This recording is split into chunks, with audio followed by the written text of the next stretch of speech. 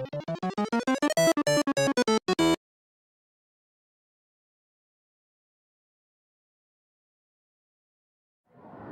John Fitzgerald Kennedy, do solemnly swear. I, John Fitzgerald Kennedy, do solemnly swear. That you will faithfully execute the office of President of the United States. That I will faithfully execute the office of President of the United States. And will, to the best of your ability. And will, to the best of my ability. Preserve, protect, and defend the Constitution of the United States. Preserve, protect, and defend the Constitution of the United States. So help you God. So help me God.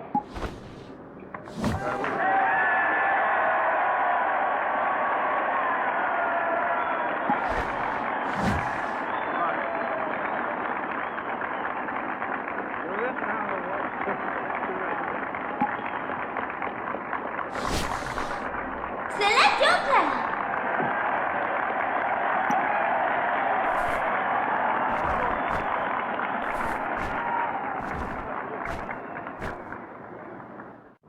Vice President Johnson, Mr. Speaker, Mr. Chief Justice, President Eisenhower, Vice President Nixon, President Truman, Reverend clergy, fellow citizens.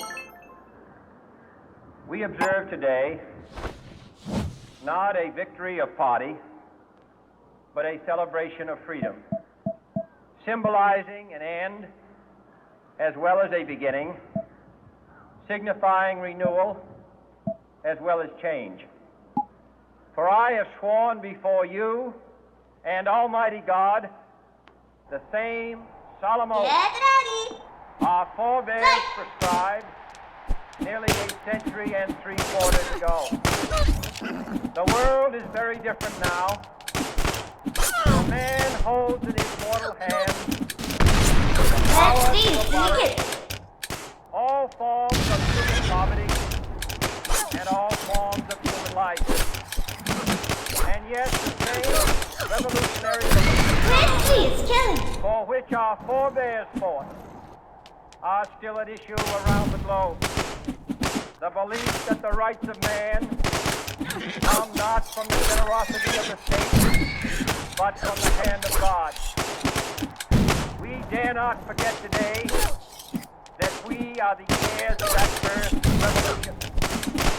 Let the word go forth from this time and place to friend and foe alike that the torch has been passed to a new generation of Americans born in this century, tempered by war, disciplined by a hard and bitter peace, proud of our ancient heritage, and unwilling to witness or permit the slow undoing of those human rights for which this nation has always been committed. And we are committed today at home and around the world.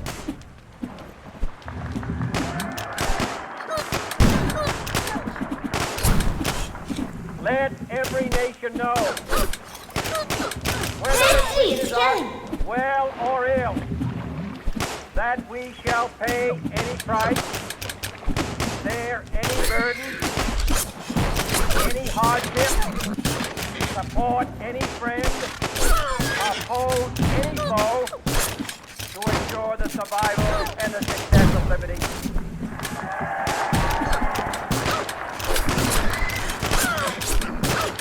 This much we pledge and more.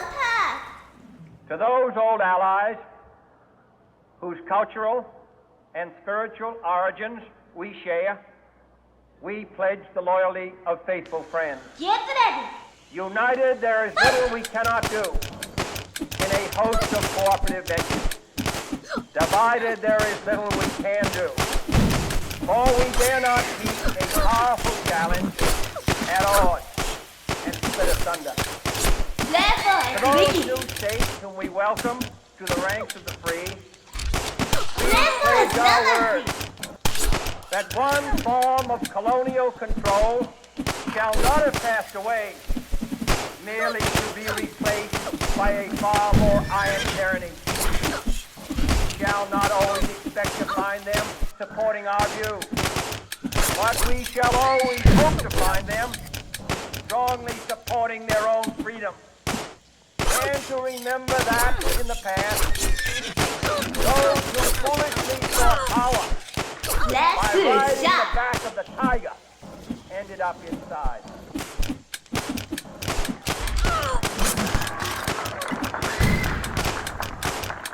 To those people in the huts and villages of half the globe, struggling to break the bonds of mass misery, we pledge our best efforts to help them help themselves.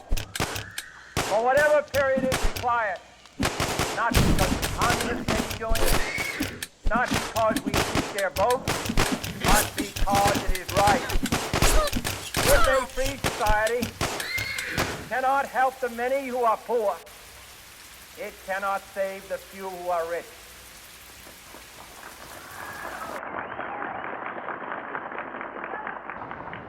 To our sister republic, south of our border, we offer a special pledge to convert our good words into good deeds, in a new alliance for progress, to assist free men and free government in casting off the chains of poverty. But this peaceful revolution of hope cannot become the prey of hostile powers. Let all our neighbors know that we shall join with them to oppose aggression or subversion anywhere in the Americas.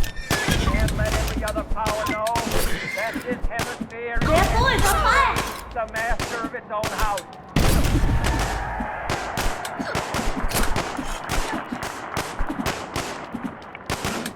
To that World Assembly of Sovereign States, the United Nations, our last best hope, in an age where the instruments of war have far outpaced the instruments of peace, we renew our pledge of support to prevent it from becoming merely a forum for invective, to strengthen its shield of the new and the weak, and to enlarge the area in which its threats may run.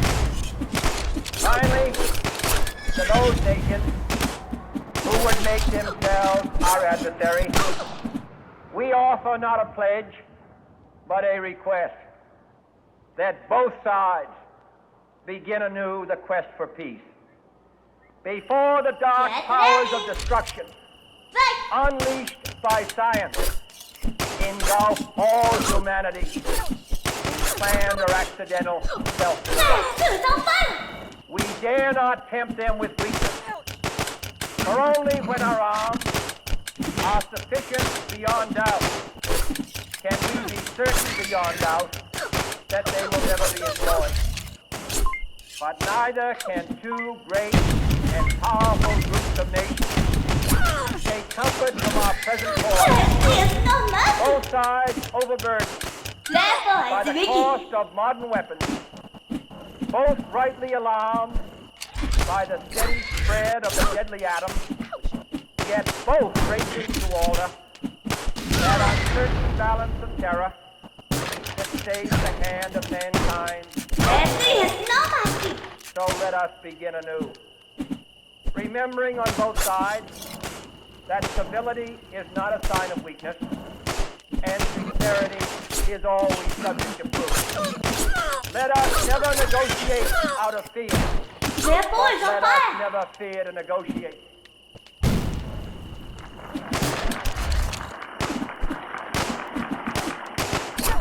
Let both sides explore what problems unite us, instead of belaboring those problems which divide us. Let both sides, for the first time, formulate serious and precise proposals for the inspection and control of arms, and bring the absolute power to destroy other nations under the absolute control of all nations.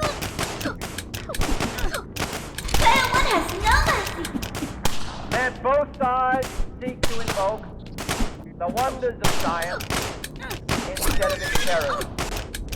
Together, let us explore the stars, conquer the desert, eradicate disease, map the ocean depth, and encourage the arts and commerce. Let both sides unite in all corners of the earth. The command of Isaiah to undo the heavy burden and let the oppressed go free. And if a beachhead of cooperation may push back the jungle of suspicion, let both sides join in creating a new endeavor. Not a new balance of power, but a new world of law, where the strong are just, and the weak secure, and the peace preserved. All this will not be finished in the first 100 days, nor will it be finished in the first 1,000 days, nor in the life of this administration, nor even perhaps in our lifetime on this planet. But let us begin.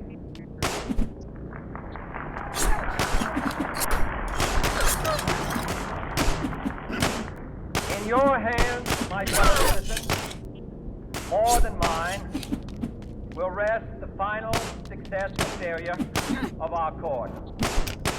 Since this country was founded, each generation of Americans has been summoned to give testimony to its national loyalty. The graves of young Americans who answered the call to service surround the globe. Get ready. Now the trumpet summons us again. Not as a call to bear arms, go armed with That was so much. not as a call to battle, though in battle we are, but a call to bear the burden of a long twilight struggle, year in and year out, rejoicing in hope, patient in tribulation, a struggle against the common enemies of man, tyranny, poverty, disease, and war itself. And we forge against these enemies a grand and global alliance, north and south, east and west, that can assure a more fruitful life for all mankind. Will you join in that historic effort?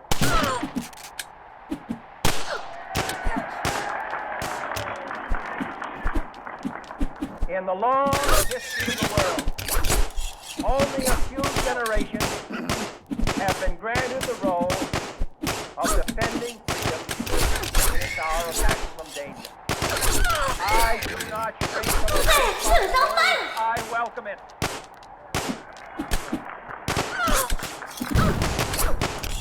I do not believe that any of us would have gained places with each other or any other generation. The energy, the faith, the devotion which we bring to this endeavor will light our country and all who serve it. And the glow from that fire can truly light the world. And so, my fellow Americans, ask not what your country can do for you,